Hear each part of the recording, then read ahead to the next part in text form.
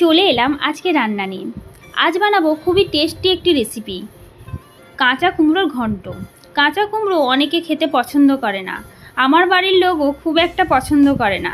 মাছের মাথা কাঁচা কুমড়ো অল্প ছোলা দিয়ে বানিয়েছিলাম।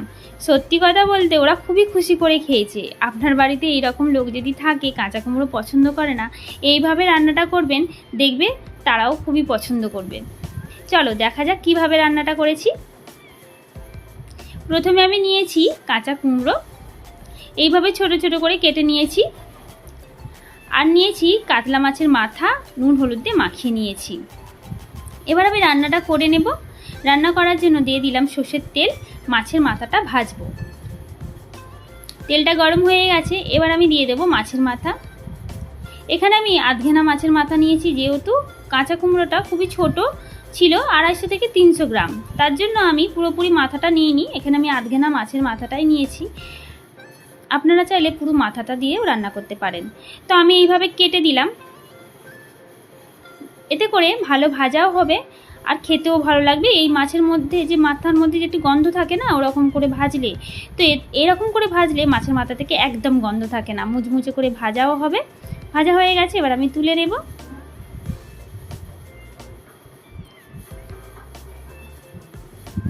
একই তেলে কুমড়োটাও ভেজে নেব। কুমড়ো ভাজার সময় আমি আঁচটা পুরোপুরি বাড়িয়ে রেখেছিলাম, যাতে করে কুমড়ো থেকে জলটা একটু কম বেরোয়। কেন কুমড়ো ভাজতে গেলে না পুরোপুরি জলটা ছেড়ে যায়, তা আমি আঁচটা বাড়িয়ে দিয়েছি, তাতে করে খুব বেশি কুমড়ো থেকে জল ছাড়বে না। আর এইভাবে নাড়তে থাকবো যতক্ষণ না এর আলাদা একটা গন্ধ থাকে না, একটা হালসিনে গন্ধ থাকে, সেই গন্ধটা চলে যাবে আর কুমড়োটা পুরোপুরি নরম হয়ে যাবে। দেখতেই পাচ্ছেন অনেকটা কুমড়ো কমে গেছে। এই সময় আমি নামিয়ে নেব। খুব লাল লাল করে ভাজার কোনো দরকার নেই, তুলে নেব। একই তেলে আমি ফোড়ন দিয়ে দেব। ফোড়নটা দিতে আমার একটু দেরি হয়েছে, তার জন্য তেলটা একটু লাল মতো হয়ে গেছে, কোনো ব্যাপার না, খেতে খারাপ লাগেনি। তো এতে দিয়ে দিলাম 4-5টা কাঁচা লঙ্কা, অল্প একটু 5 ফোড়ন, আর দিয়ে দিলাম একটা বড় সাইজের পেঁয়াজ। ভালো করে ভাজতে থাকবো, একই সাথে সব ভালো করে ভাজতে থাকবো। এবার আমি দিয়ে দেব কাঁচা ছোলা, ভিজানো কাঁচা ছোলা, 1 থেকে 2 মুঠোর মতো কাঁচা ছোলা দিয়ে দেব। দিয়ে কাঁচা ছোলাটা ভালো করে ভাজবো।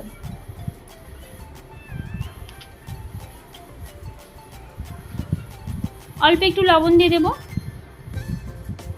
লবণটা আগে দিলেই হতো, তো দিয়ে দেবো অল্প একটু লবণ, দিয়ে আবার একটু ভাজতে থাকবো।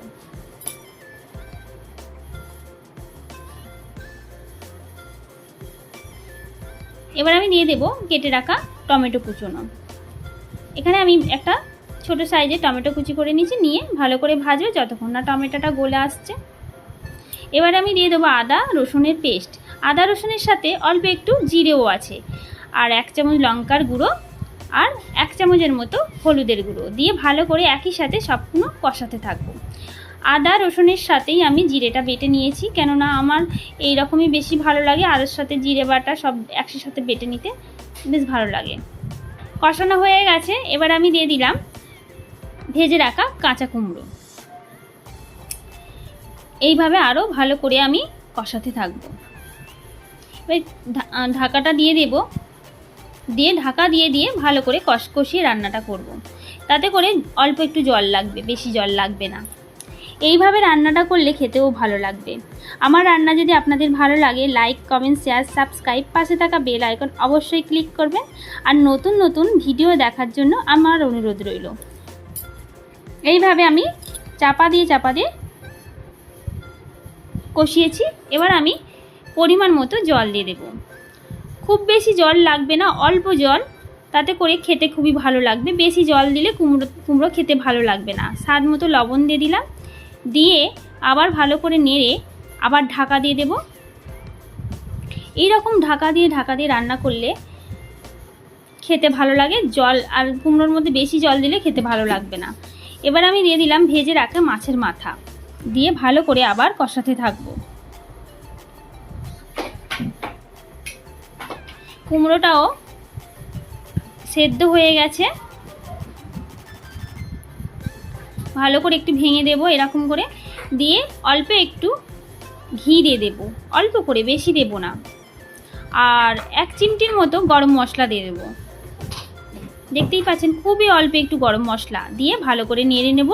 রান্নাটা আমার হয়ে গেছে, একটু নেড়ে দেব, দিয়ে আমি আঁচটা বন্ধ করে দেব। রান্নাটা পুরোপুরি কমপ্লিট। আঁচটা আমি বন্ধ করে দিয়েছি, রান্নাটা আমার হয়ে গেছে। এবার আমি নামিয়ে নেব। আমার ভিডিওটি দেখার জন্য ধন্যবাদ।